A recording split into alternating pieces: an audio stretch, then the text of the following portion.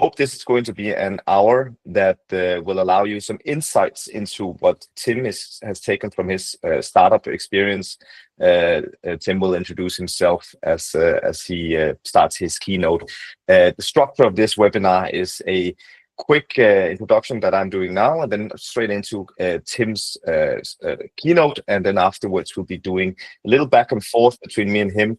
You are welcome to ask questions in the chat if you want, and I will make sure to take them up once we are at the Q&A parts. There will be space for you to ask questions if you have them about what Tim is talking about. But just to get a feel of the room, you have a chat available, and I would love to understand who we are actually speaking to here. So I have 3 questions basically. Are you a founder? Are you an investor? Or are you something else, like an executive or anything? If you're a founder, you may write an F in the chat. If you're an investor, you might write an I. And if you're other, please put an O. So you're welcome to spam in the chat, just so we get an idea of who you are as well. So O for other, F for founders, F and I for investors. I would love to see who you are. So that we have an idea. There's lots of founders. I see founders, ton of founders. Some other.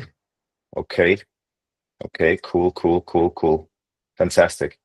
Yeah, I think this gives me a good idea that you are speaking to founders, Tim. And Perfect. I want to give the word to you now. So who are you, and what are you going to share with us today, Tim? Thanks, Alex. Well, aside from, working with the community here at BSA, I am a founder myself. On paper, I'm a 4th-time founder with 3 exits behind me. Originally from France, became Canadian a few years ago, spent a lot of time there. Built and sold a couple productized service businesses there. And then my last business was in the Philippines, actually. It was a fintech. We'll talk a lot about that because customer obsession was the reason we pivoted so many times before successfully exiting to a bank. And currently, I'm the founder of a completely new business in the infrastructure space called CubeGrade. So it's a completely new space for me. 6 months ago, I had never heard of Kubernetes, and now I'm running a company that specializes in it. So as you can see, I've moved around a lot, and learning about customers has been essential for me to kind of get to where I am now. And when I said on paper it's my 4th company, that's because LinkedIn and other media and myself actually do not display the maybe close to 10 other projects I started and failed at. So it's important to kind of remind yourself that behind every good company, there's maybe a couple or more bad ones. So yeah, that's about me. So I think, Alex, the format here is you kind of want me to take the lead on just talking about customer obsession in general, how it's sort of shaped my career and my businesses, and then we'll go into a fireside. Or do you want to do the whole thing as a sort of Q&A format? What did you have in mind? I would love for you to start off just by sharing a bit of what you have experienced, both from the mistakes and the upsides and wins you experienced on these several different ventures. So I think it would be quite valuable to just hear how you've gone through the hoops and loops, and then we'll take it into a moderation fireside chat afterwards, about 20 minutes in. Okay, sure. So it might not be super structured because I'm kind of going to go off the top here, but the reason I'm really passionate about customer obsession and why I use it as a North Star in my business right now and my previous businesses is that every single time that I've built something out of intuition or out of sort of try to ride a wave and just building features and building products without sort of focusing on customers and trying to understand them, those have always been failures. And when I have built products using customer obsession as the North Star, I've always been able to either sort of hit the nail right the first time, or at least pivot in the right direction to build something that people actually needed and actually wanted. And the reason that is because customer obsession It doesn't just mean being obsessed about customers. It means being obsessed about the output of the product you're building. And in this case, for most of the products, whether it was sort of the productized services, so the agency side, or the actual tech products that I've built, the customer obsession essentially was able to transform my product into experiences, which drove initial loyalty and growth overall. And for me, the idea of customer obsession is really a mindset and a discipline. It's not a buzzword or a checkbox. And I know that a lot of people talk about customer obsession, but for me, it's really central to the success of the different ventures.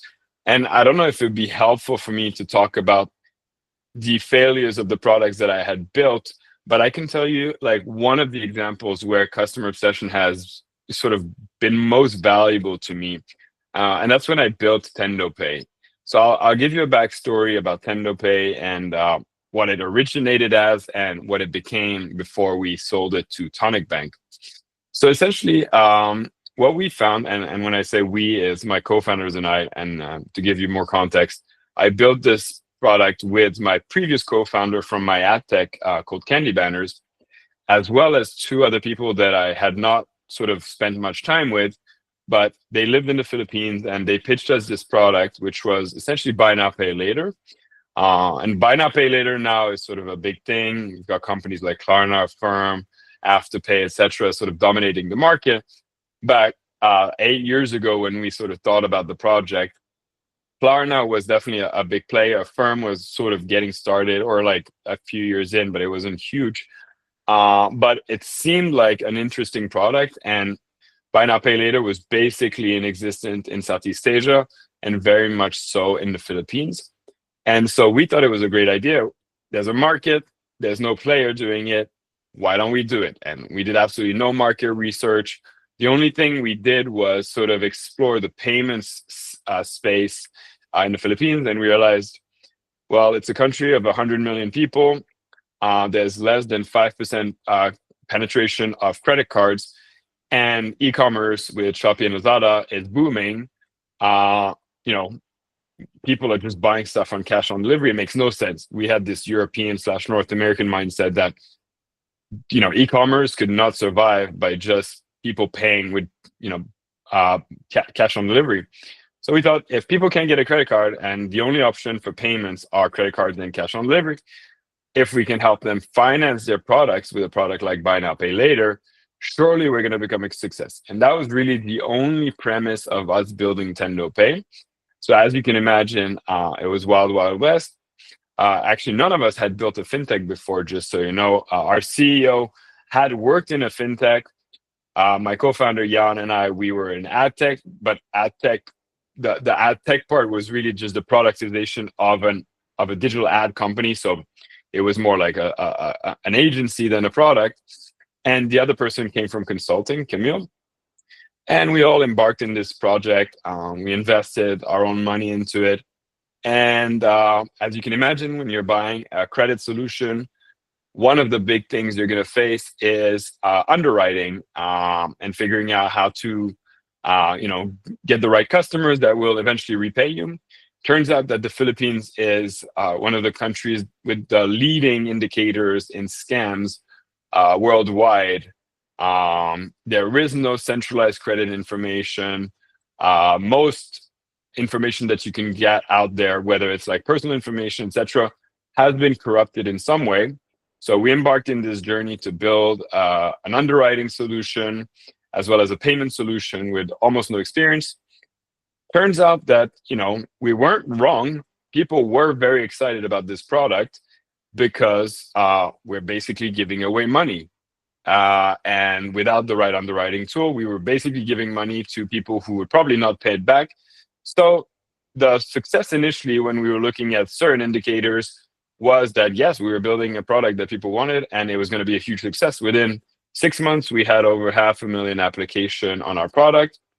And within a few months later, we had over 70% non-repayments.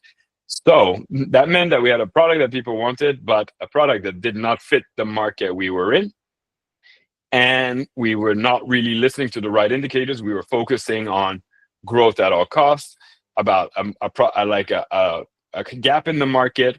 But at the end of the day, we should have focused more on the feasibility of doing something. The indicators of success of a company, obviously, is the ability to reach product market fit, but also to become profitable, to have the right unit economics that allow us to grow, sustain ourselves, fundraise, etc.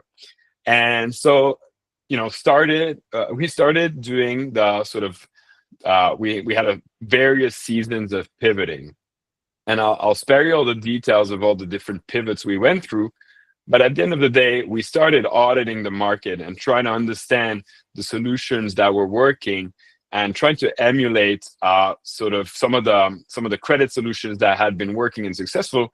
And one thing that we ended up landing on by sort of really auditing the market was, people do want a credit, and there is no underwriting solution so far. And that's why the banks were only giving 5% of credit cards. But there was one thing that was working really, really well, is employees were always requesting loans from their employers. And that's sort of like, for these employees, the alternative to getting a loan from a loan shark, which they still ended up doing anyways. But they were getting much better rates, or 0% rates, from their employers. And so every employer that wanted to attract and retain talent would give out loans to their employees, whether they liked it or not, coming out of their balance sheet as non-lenders, non-underwriters, etc. They would just do it because it was sort of an employee perk, an employee benefit. And so while we started auditing the market, talking to employers, trying to understand this solution a lot better, we realized that we had kind of found an aha moment where we could provide our technology, the infrastructure we had built, but instead of relying on extremely risky self-reported data, we could potentially partner up with these employers and become a third-party provider of this loan facility. And that started picking up momentum, because the employer saw a huge benefit to them from removing these loan books from their balance sheet. They saw it as an even better employee retention and attraction solution, because they weren't just providing cash loan, they were providing our sort of buy now, pay later facility, our integrations with all the e-commerce players, and our ability to give even bigger loans, because we had a bigger balance sheet. We had, even with the data we would get from these companies, we would be better at underwriting them themselves, so we could take a bit more risk. And so all of a sudden, we had a product market fit. We had the ability to underwrite, and we were also listening to the employees, the end customer overall, by providing the right type of loans, the right type of loan size, the right type of partnerships, the insurances they might want. So basically, we started understanding that obsessing over the customer, or the essentially the facilitator to our customer, and then the end customer, which were the employees, we were able to build a model that worked, that impacted people, that provided a real solution. And so that's the solution that allowed us to start fundraising more and ultimately sell to a bank. And that company is still, doing really, really well. Since I left, it's tripled its ARR. It's one of the biggest contributors of revenue of that bank. So ultimately, that's kind of how we ended up landing on a solution, is just by stopping ourselves from building something we thought people needed, and really listening to the market, and to using the different parameters that we had, and sort of building based on that. So that's kind of the story of PendoPay. And there's a few sort of lessons from that. Is that, first of all, a lot of people understand the notion of building an MVP, but often it's a trap. They build an MVP based on their intuition. They built an MVP based on features that they think people will need, etc. Whereas the real MVP, and we'll talk about it during the fireside, I don't want to go into too much detail. The real MVP is something completely different. It's something extremely iterative. It's actually something based on market needs that you can evaluate even before building an MVP, through a whole validation process. Another lesson from this is that building feedback loops is extremely important. And most of the time, companies have broken feedback loops. So they're not collecting data properly. They're not acting on it properly. They're mostly collecting it in silos, etc. Um, Another thing is that building with customer obsession in mind is not always counterintuitive with being profitable. That's a mistake that a lot of companies make, and that we made as well. Well, you're trying to build something that you think people will need, and you kind of compromise profitability. You can build both of them in parallel, and this is also something we'll be talking about in the fireside chat. But like a really good example of that is Amazon, and how for 10 years plus they were building something, a company that was essentially losing money or making zero profit, but they had this vision in mind to basically forget about competition, obsess about what their customers wanted and needed. Things like one-click shopping, free shipping for their members, exclusive deals for their members, and basically focusing exclusively on their customers rather than profit for a certain period of time, but with a master plan of ultimately pulling the trigger on profits and being able to execute on being one of the most profitable companies out there. And this is something that a lot of the huge companies have, evolved to understand. Netflix and their pivots, Apple and their building of an ecosystem that is so sort of cohesive that once you're in their ecosystem, you'll be tied into it. I've never seen someone own an Android and an Apple TV and Apple Music, etc. So there's all these small companies at one point focusing exclusively on their customers, the experience, and be obsessed over that, with a master plan to become big companies that are profitable down the road. So I think that's like the 20 minutes that I was allocated. I could talk about some of the other businesses that I built and how they were customer centric as well. I think maybe just to close off, I mentioned earlier that I'm now running a company called CubeGrade.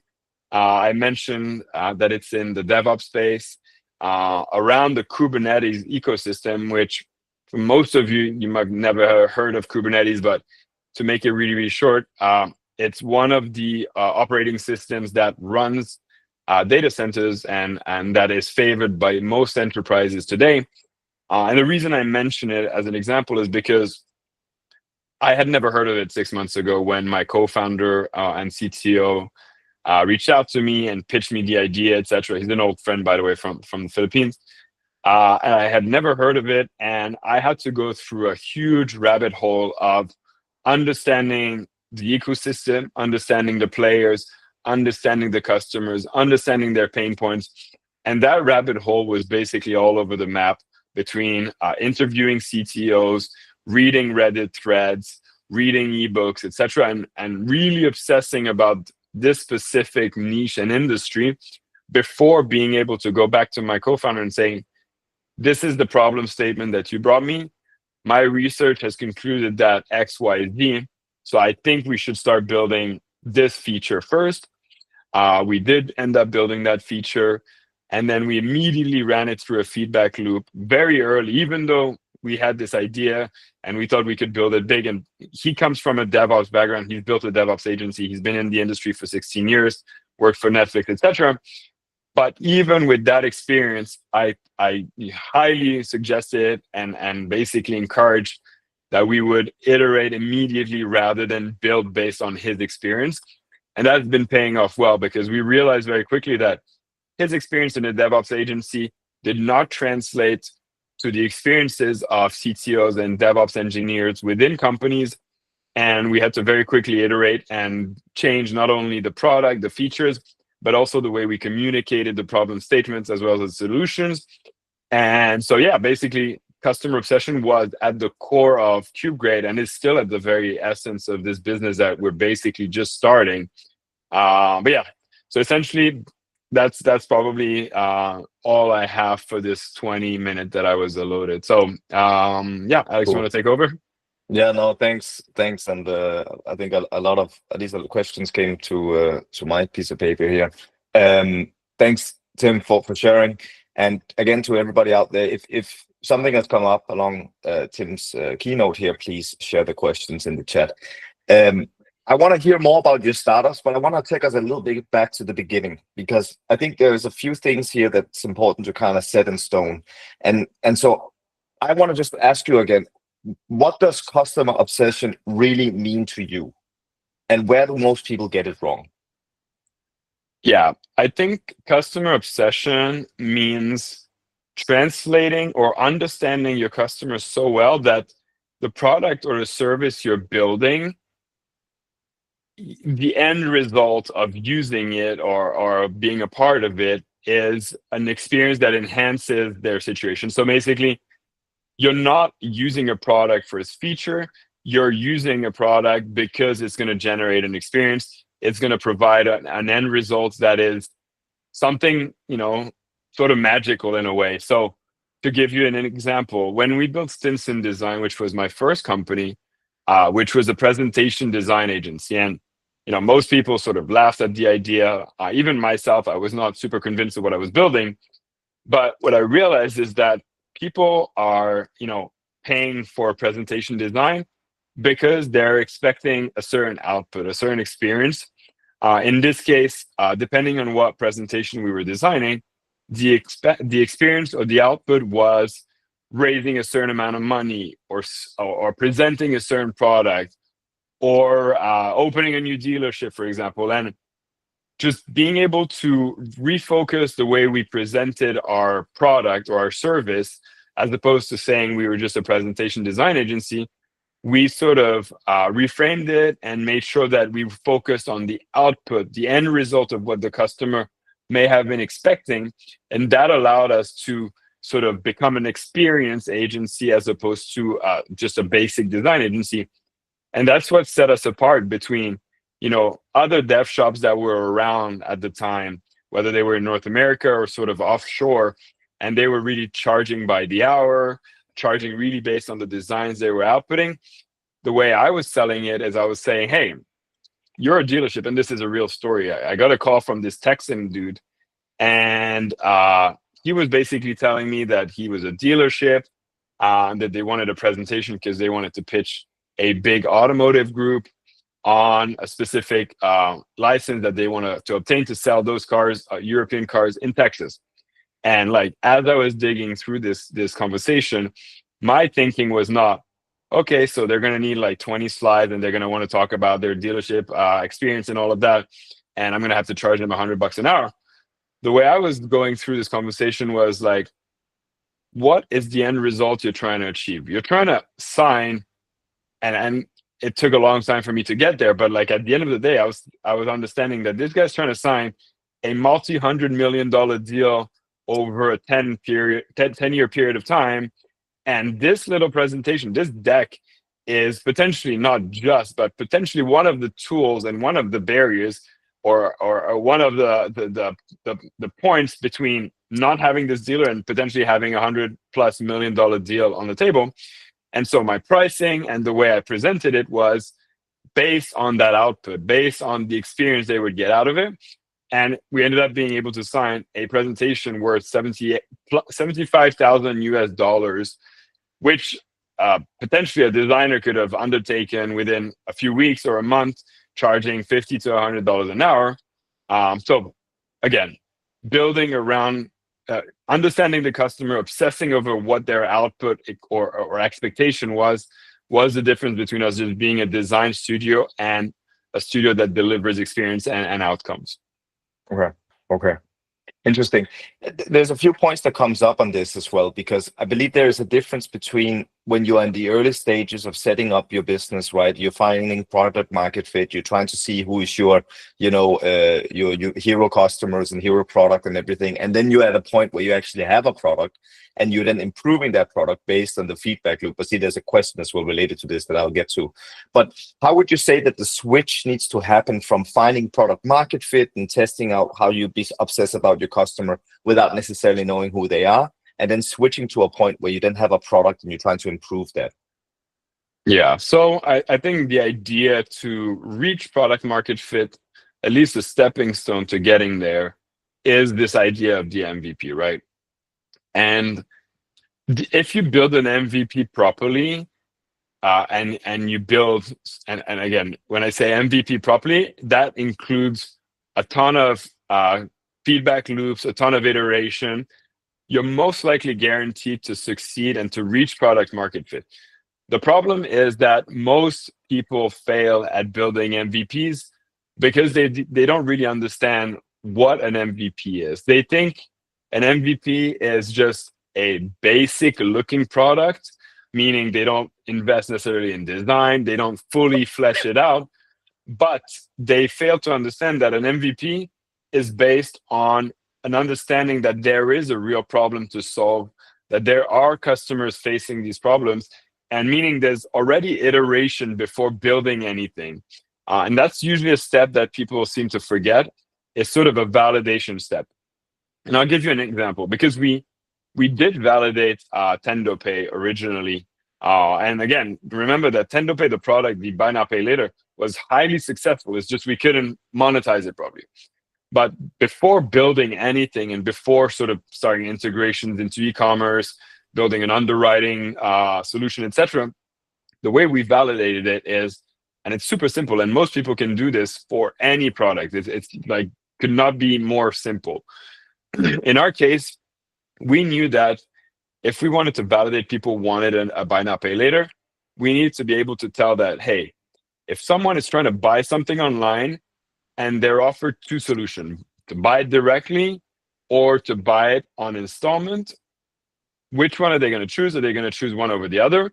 And once we figured that out, are people willing to give out personal information, financial information, etc., in order to be approved, in order to make that purchase? So knowing that we needed to verify all that information, within less than half a day, we set up a fake e-commerce website on Shopify, so a single page. We figured out that in the Philippines, sneakers are very, very popular. So we decided, let's make a single page selling a very popular sneaker, an Air Force or something, made it look realistic. And then at the payment part of your product page, we put a full price of, let's say, $100, and then another button saying, or buy on installment for $9 a month. That the example, I can't remember the exact pricing, but that was the idea. There was two buttons, and if you clicked on that button, it would open a type form. Like, you could not be more basic. Like, type forms cost nothing if you create a basic one. And on that type form, we would just have a bunch of different questions. And ultimately, we iterated on the number of questions and how deep we could ask people and see how far they would be willing to go to get underwritten. But essentially, we wanted to test, are people going to click the buy now or the buy now pay later? And how far are they going to go? And then we ran $100 of ads in the Philippines. And mind you, the Philippines cost per click is super, super low. So if you're in a different market, you might have to put a bit more money into it. But by just building that page for free on Shopify, by running $100 of Facebook ads or Instagram ads, I don't remember, it was a while ago, we were able to see that over 90% of people wanted to click the buy now, pay later. And then based on that, we were able to see how far they were willing to fill out their personal information, financial information. And we collected all of that data and we're like, okay, seems like we're getting really low cost clicks. We're able to convert 90% of people who wanted to buy this sneaker into buy now, pay later, and they're willing to give us X amount of information. That is a huge validation that we should build this product. Now let's go and build our MVP. And I don't want to go too long on this, but when we built our MVP, we again went a really minimal route. Basically, what we did is we contacted a few e-commerce stores in the Philippines, small ones, because we had no brand, nothing. And we said, hey, can we build a little plugin for your WordPress or whatever it was? I'd say, yeah, it was WooCommerce, so WordPress e-commerce. And if they click on it, they will be redirected to our site. And again, we did a type form and we collected all that information in Excel. And we would manually go through all the different parameters of our Excel and say, should we approve this person or not? We didn't have a model or anything. And if we approved them, we would pay the merchant and they would ship the shoe, so or whatever product it was. And so we had a product that was actually functional, but took us almost no money to build. And that was a real MVP. It worked as intended. It was a lot of manual work in the background, but no one had to know about it. And then we were able to validate. And from there on, we started testing out our model, the different data points that we were collecting, etc. But again, we didn't have to build much. And that's a real MVP based on validation. And most people seem to not understand that you can do a lot of manual stuff. And today, I mean, ignoring vibe coding, but just using a bunch of different tools like make.com and a few integrations, almost for free, you can build almost any product and validate your hypotheses. Does that answer your question? Yeah, it does. And I'm looking at the two first questions we got from our listeners here. So Neil and Igor both posted in relation to feedback loop. What are some of the tools you're using to get customer feedback? And Igor is asking, what practical advice do you have to get a tight feedback loop to the customer? So from your example here, I'd like to open it up a little more and say, if you could today give kind of a few necessary tools for people building, I assume here, customer feedback loops, what would these be? You mentioned vibe coding, you mentioned some other tools, but do you have a set of best practice tools out there you would throw in the mix? Honestly, it depends what you're building. If you're building consumer or enterprise or whatever, or B2B, I mean, because at the end of the day, like, you have to kind of go where your customers live. So the feedback loop could be purely like listening. So it depends at what stage you're at as well. But early stages, I would immediately communicate with my customers. And again, if it's B2B, probably communicate via email, Slack, LinkedIn, etc. If it's more consumer, you can communicate via sort of WhatsApp, Twitter, etc. But at the end of the day, it doesn't really matter what tools you use. Just find where your consumers live. What's important that you centralize all of your channels, you collect all the feedback and unify it.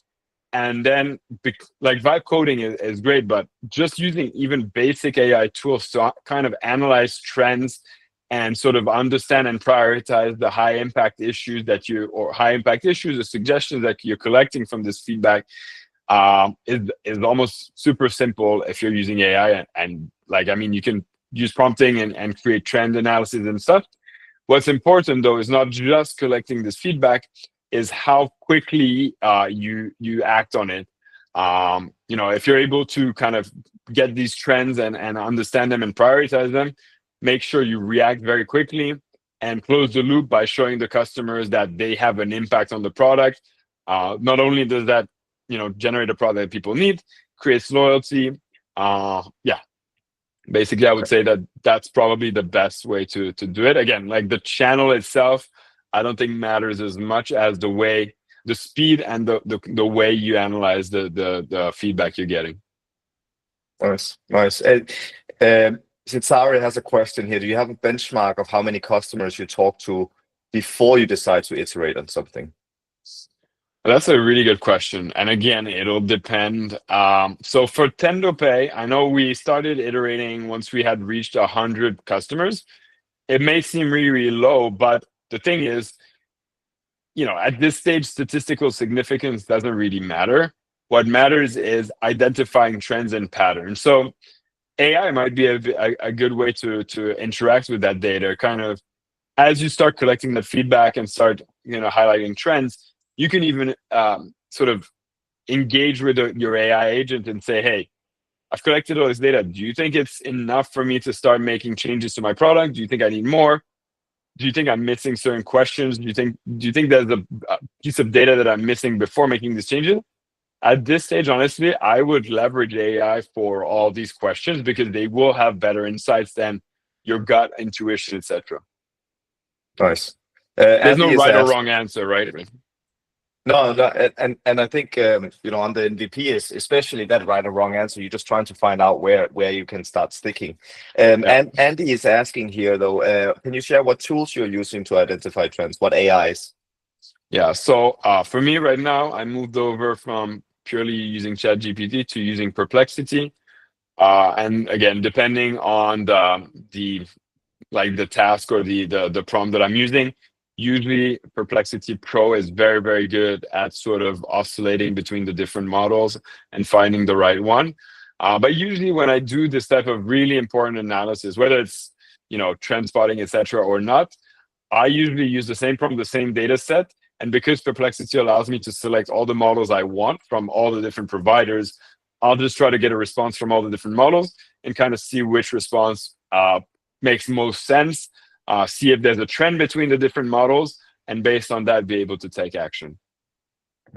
So, everybody listening here, we're going to move from MVP into scaling slowly. But if you have any questions on MVP, please post them in the chat, because I have one more I'd like to ask you, Tim, which has to do about MVP. We always say it needs to be good enough. But from your experience, when and why is some good enough sometimes not good enough? When does data not prove exactly the right fit for MVP?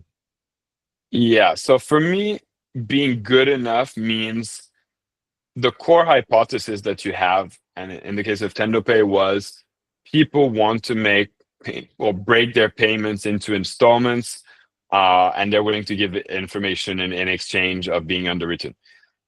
Like, for your MVP to be good enough, it needs to execute the promise that you have behind your premise. Does not matter how that is executed. So good enough means it just does what it's intended to, and does not require any automation, any infrastructure, anything behind.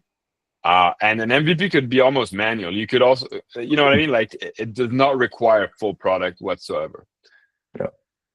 So, I mean, as an investor, that's usually where I'm very interested, right? I'm as a pre-seed seed investor, I come in very often on an MVP with some proven revenue, and I'm quite curious whether or not it sticks on the scaling level. So I want to move into the scaling aspect of things, because I think it's different phases, different obsessions, right, for your customer. So now let's see, you found some product market fit with your MVP. You're moving into scaling. How does your customer obsession change? Does it change? Or yeah. So I think as you move to scaling, your customer obsession revolves mostly around feedback loops. So it doesn't change in the sense that you're still trying to build things that people need. You're still focusing on usability. You're still focusing on experiences, on outcomes. It's just like the scale and magnitude of these outcomes evolves, the complexity of these experiences evolves, and it's always based on feedback loops. At some point, you kind of create a roadmap for the entire experience you want to have. And I was giving you examples that I really like, but like, how Apple built their ecosystem over time.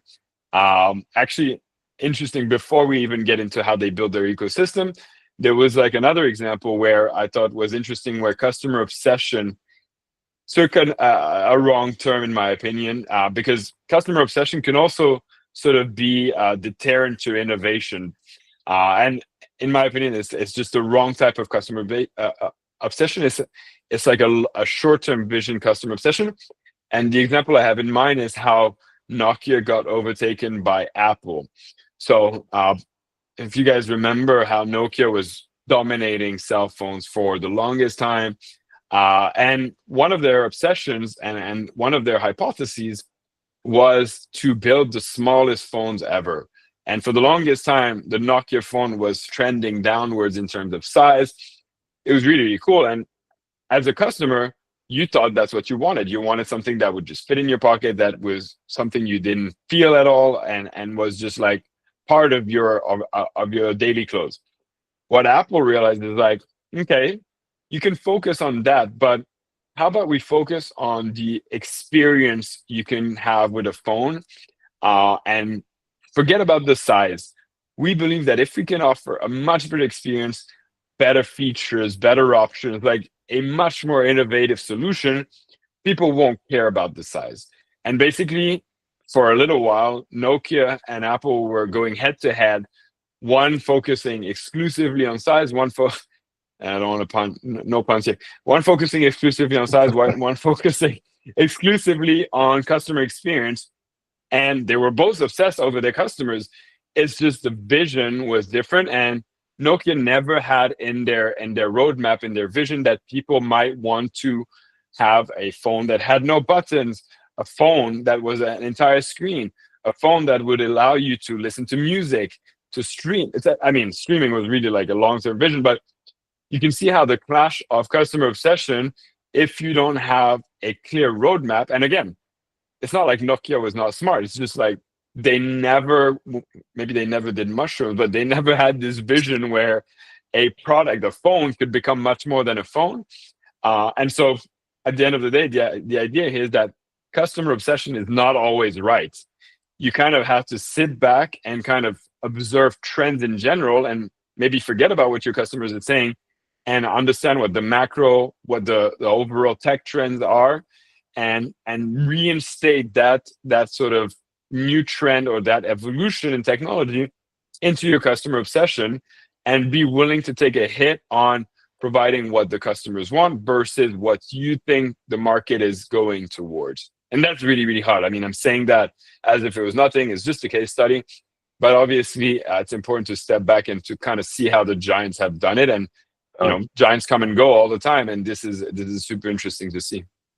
Yeah, and I mean, it's one of the beauties about where we are in the world right now, right? Because we have so many opportunities with new tech coming up. I remember Nokia having 1 billion customers in 2008, right? And it wasn't that Nokia didn't have a strong innovation team. They just didn't perceive that the customer wanted something that they couldn't express themselves. So I'm curious just to ask you this, as kind of this new world of AI opens up, and there's so many different things you can do. And when does listening to customers actually go too far? Because you need to innovate something that the customer can't possibly know they want. Well, I mean, I think obsessing over your customers means also listening to what the market is, where the market is headed. And so I'll give you an example. We're pivoting very, very quickly with CubeGrade again. It's quite interesting, but basically, like, the premise of CubeGrade was a tool that my co-founder Caleb built internally, which was essentially a tool that optimized the workflow of their DevOps engineers when it came to upgrading your Kubernetes clusters. And so, of course, based on using it internally for his agency for 2 years, we had no choice but to believe that the market was needed it, etc. What we realized is that the market is evolving very, very fast, and within the last 2 years, AI came into play, and we definitely had to sit back and think, like, is AI going to affect our industry? Because it's already taking over a lot of coding jobs. So far, AI hadn't affected infrastructure coding at all, because it's so sensitive and it's extremely sort of delicate to play with. And most infrastructure engineers would never trust AI to do anything for them. The thing is, if you're really paying attention, listening to your customers on one hand, but really paying attention to the trends and how the macro is evolving, you'll see that there are constant evolutions. And in our case, 6 months ago, a new trend in AI came about: model context protocols, meaning the ability to use different models for a certain use case, the ability to sort of railguard your information, the ability to kind of feed your model without externally hitting the LLMs, etc. And when we started spotting that, we realized that in our case, we could suggest that the infrastructure code would be sort of generated, or at least modified, using AI without being a full-blown automation, and then railguard that and send that directly to a pull request into GitHub, and allowing a human in the loop during that process. And we would have never thought of doing that a few months ago, but as the technology evolves, and as the trend, sort of the trend of AI being so huge, even engineers in the infrastructure space have to kind of get comfortable with the fact that it will enter their workflows, and just using the right tools and leveraging the right technologies allows us to also evolve and not just focus on what the customers may have wanted. I'll stop there because it can get quite boring, infrastructure stuff, but like, that's the idea. It's like, listen to your customers and listen to trends and kind of make Yeah. the best of both worlds. So listening to your customer today while keeping an eye on the horizon of where things are Yes, headed as well. exactly. Yeah. And the same thing happened to BlackBerry, right? Like we keep talking about phones, but it's one of the most interesting stuff is like BlackBerry also was a huge freaking company, or RIM, right? But they were a huge company, and their obsession and their conviction, it wasn't even an obsession at this point, it was purely conviction. I think they could have iterated very, very fast, and they did it way too late, was that people will always want to click and have a feedback on their keyboard, on their phone, and that, no feedback and just a pure glass to type would be a trend that dies because it's not comfortable and it hurts your fingers. And they had cornered the market, the whole financial and sort of consultant market. They were giving them probably like a feedback loop that, hey, yeah, we write emails all day, we want this feedback loop, and we're gonna stick to your product forever. So they were like listening to their customers only, without thinking of the broader audience. And trends being what they are, Apple sort of became just cooler, and overall it started taking market share from RIM, from BlackBerry, and they ended up dying because they wouldn't evolve and listen to a broader audience. So feedback loops can also be deadly if you're in sort of like a closed loop. Yeah. Yeah, I mean, I still miss my BlackBerry, to be honest. Of course, you do. You're in the finance industry. Time flies, ladies and gentlemen, and I want to spend the last minutes here to actually give the floor to our audience, because we can keep talking, Tim, but I'm very curious to hear what the comments are from those out there. We have a comment here for a question from Pet. What about for founders who already have customers and a clear demand? How should they continue to maintain the demand while also growing profitably and sustainably? Wait, so let me try to understand. They have demand. So what is the problem then? If they have demand, like, are they struggling to reach unit economics that are profitable? Because I'm not understanding like the actual problem in this question. I think the question relies on the how here. How should they continue to maintain both the current clear demand and also grow competitively without, scaling to death or listening to the wrong customers? Like, how did they balance growth going forward? I mean, if moving into scale, I they've guess. achieved like product market fit, the question is more, do they want to grow in a bootstrapped environment, or do they want to finance their growth? And depending on if they're bootstrapped or if they're venture backed, there's completely different paths for them to grow. And there's absolutely no preference on one or the other. But like, if you're financing your own growth, then you're just going to have to grow slow and steady. If you're financing your growth through venture capital, then you can afford to have negative unit economics until you reach a certain point, at which point you can like turn them back into profitable and just have a much larger scale. The problem with bootstrapping, of course, is if the industry is hot or is appealing and it's profitable, you will get eaten up by bigger players that are venture backed, because at the end of the day, if they can offer better unit economics for their customers, they'll just eat up your market share. So that's it's not like I like venture-backed companies. It's just they're necessary when it's a dog-eat-dog world out there. So yeah. No, VC deserves its own hour of talking. Andy is asking here, how would you balance trends and what users want, especially with humans being so insecure with AI? How do you balance trends versus what people want? And then like the part with AI, I'm not sure I understand how it's a comment, right? So especially with human being insecure with AI, I think many people just don't really want or can't. I haven't figured out exactly how to work with the different AI tools out there. So I guess the question relates to your point about BlackBerry and how you keep a vision for the future while actually listening to the people in the present. So how do you balance that? That's a really good question. I don't think I have a really good answer to that, unfortunately. My vision of that is just keeping an eye on the trends in your industry, staying ahead of them in the sense that you're not only talking to your customers, but you're talking to other players. You're doing competitive monitoring.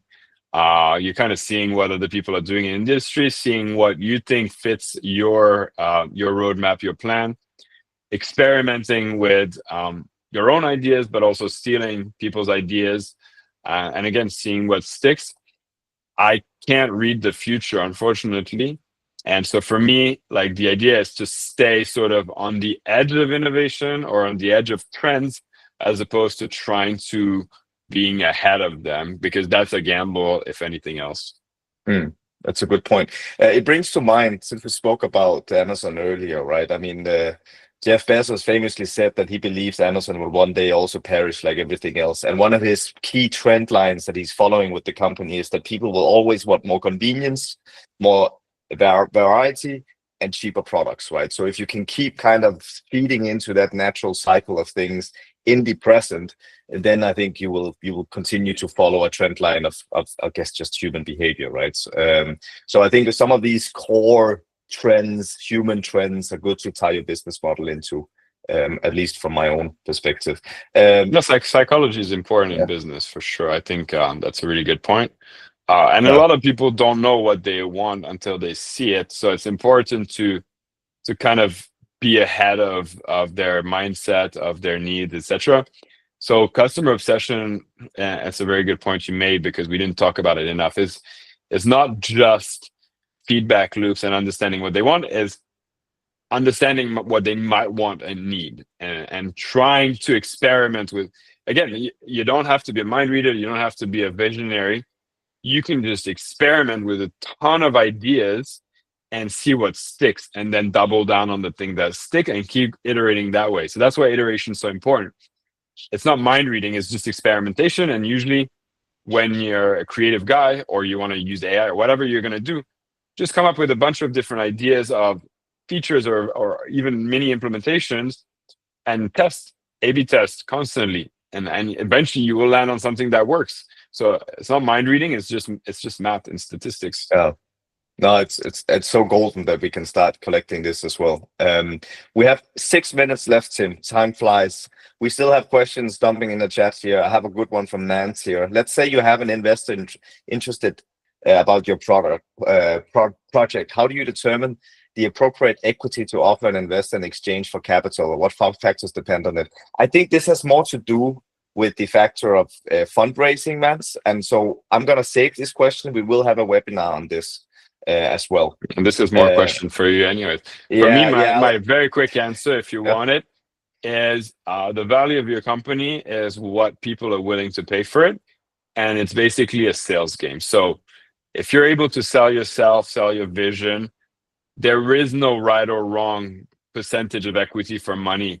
I've seen people raise 100,000 for 20% of their company, and I've seen people raise 5 million for 10% of their company. At the same sort of level, it's just they were able to sell themselves the vision much better. And again, your company is worth what people are willing to pay for it. Nothing else, nothing more. It's not cash flow based. And we're talking about early stages, right? After a certain point, it becomes based on actual tangible information. But at the beginning, it's worth on absolutely nothing. Air, yourself, and your ability to sell. Well said. And I think it's a big subject that deserves more time as well. But Mans, I've saved your question. The same for you, Todd. I've also saved your question. I will ask Tim if he can maybe answer it in the group. We'll make a little pre-post after this webinar. But we are down to our last 3 minutes here. So without stealing much time from all of you, I want to ask Tim, just to sum this up as well. What is your 3 core takeaways for founders out there working with customer obsession, and how would you advise them into starting tomorrow morning? How could you advise them to look differently at the customer obsession process? Okay, so first things first, and I'm gonna try to kind of. I'm putting you on the spot. I know. Sorry. Yeah, that's fine. Don't worry about it. I'm gonna try to come up with it, and they might not be in the right order, so just take it with a grain of salt. The first thing is, experiment and iterate. Like I said, you're not a mind reader. You can analyze trends all you want and try to understand the psychology of people. You will never get better results than by experimenting and by trying things, because at the end of the day, the only thing that does not lie is statistics and math. So if you try 100 different things, and when I say things, I'm not taking building 100 businesses.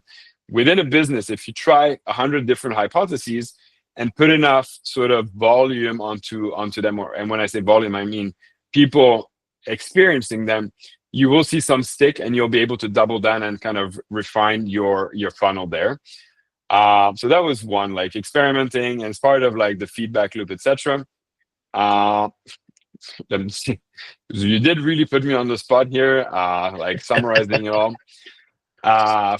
What can I talk about? And what was the question? Like, what were the three main things? Three main takeaways. I think you also spoke into the MVP, right? There's so building an MVP that is, as minimal as possible. Again, don't fall into the MVP trap, and do a pre-MVP, which is just really a validation of a few hypotheses before you even build an MVP. And then the last thing is like balancing profitability over customer obsession. One does not mean you don't have the other.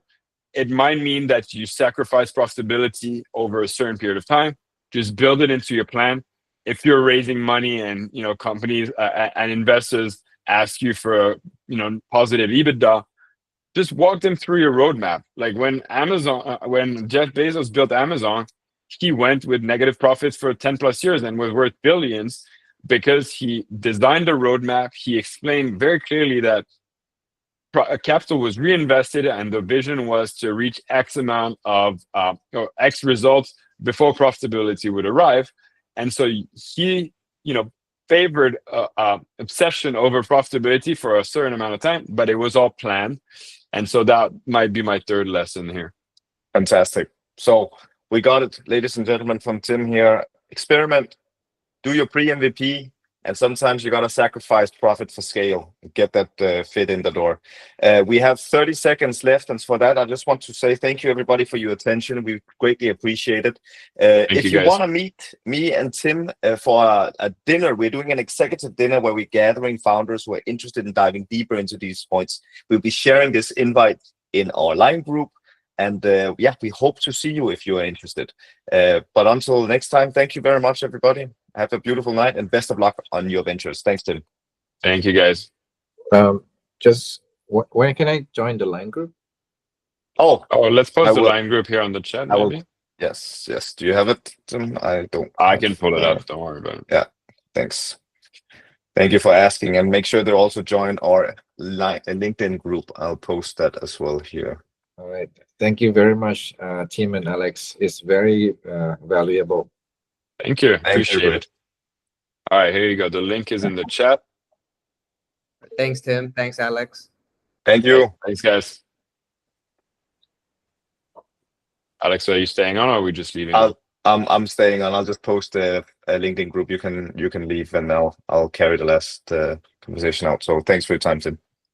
Yeah, of course. Appreciate you. Cheers. Cheers, man. And for those who wish to join our page, you may join it here, posting it in a group here. This is our association on LinkedIn. And this is our group. I'll post that for you as well. And thank you, everybody, again for listening and giving. Please give us feedback as well, right? This is only something we want to do because we hope it brings value to you. So here's the last. This is our LinkedIn group. We will also be posting all the updates there. There'll be more information for you to join. I will just jump off now, but I'll leave it on. If anyone needs to click it, please click it. The call will end in a minute or two. So thank you for your time, everybody. Have a beautiful evening. Thank you.